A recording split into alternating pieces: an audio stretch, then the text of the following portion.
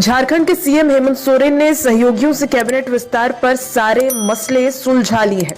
गठबंधन के सहयोगियों से मंत्री पद के मसले पर डील फाइनल होने के बाद कैबिनेट विस्तार की डेट भी तय हो चुकी है। एएनआई की माने तो झारखंड में 5 दिसंबर को मंत्रिमंडल का विस्तार किया जाएगा। एक दिन पहले ही झारखंड कांग्रेस ने कहा था कि मंत्रिमंडल विस्तार पर जल्द फैसला लिया जाएगा।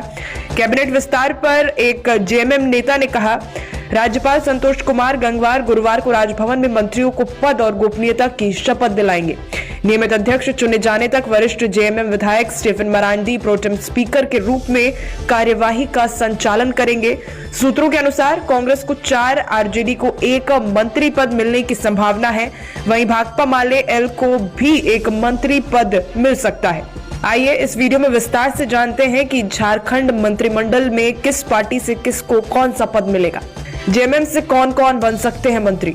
झारखंड मुक्ति मोर्चा ने जिस तरह से संथाल परगना में विजय हासिल की, उससे तय लग रहा है कि इलाके के विधायकों को तरजीह दी जाएगी। खुद हेमंत सोरेन साहिबगंज जिले के बरहेट विधानसभा से चुनकर आते हैं। वहीं दुमका जिले के जामा विधानसभा से जीतकर आई लुइस मरांडी के नाम भी चर्चा तेज है। लुइस मरांडी रघुवर सरकार में मंत्री पद संभाल चुकी हैं। वो चुनाव से ठीक पहले जेएमएम पार्टी में शामिल होकर जामा विधानसभा में चुनाव लड़ी और जीत हासिल की।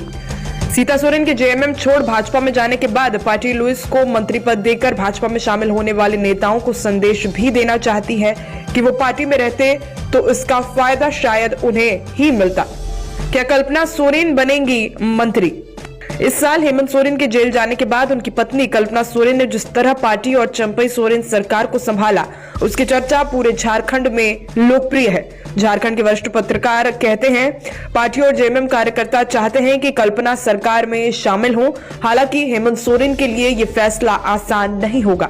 झारखंड चुनाव 2024 में हेमंत के छोटे भाई बसंत सोरेन भी परिवार के पारंपरिक सीट दुमका से भारी मतों से जीते हैं। बसंत चंपई सोरेन सरकार में सड़क और भवन निर्माण और जल संसाधन मंत्री रह चुके हैं। शिबू सोरेन के उत्तराधिकारी की लड़ाई में पहले ही हेमंत सोरेन की भाभी सीता सोरेन परिवार छोड़ बीजेपी में शामिल हो चुकी हैं। ऐसे में हेमंत सोरेन कोई रिस्क नहीं लेना चाहेंगे। पत्रकारों का मानना है कि ऐसी संभावना है कि कल्पना को सिर्फ कैबिनेट मंत्री का दर्जा दिया जाए, लेकिन कोई मंत्रालय न मिले। वहीं कांग्रेस के नामों पर विचार करें तो लोहरदगा विधानसभा से जीत कर आने वाले पूर्व मंत्री रामेश्वर उरांव का नाम फाइनल माना जा रहा है। जामताड़ा विधायक इमरान अंसारी को भी लिस्ट में शामिल करने की सूचना आ रही है।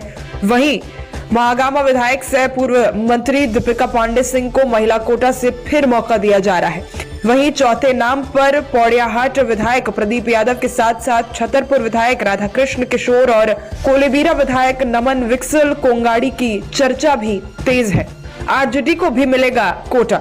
वहीं आरजेडी कोटे से देवघर से जीत कर आए सुरेश पासवान और गोड्डा से जीत कर आए संजय यादव के नाम की चर्चा तेज है। हालांकि बताया जा रहा है कि सुरेश पासवान का नाम लगभग तय है। झारखंड से सटे बिहार में अगले साल विधानसभा चुनाव होने वाले हैं। देवघर बिहार बांका से सटा हुआ जिला है। ऐसे में सुरेश पासवान मंत्री पद के दौड़ में आगे हैं।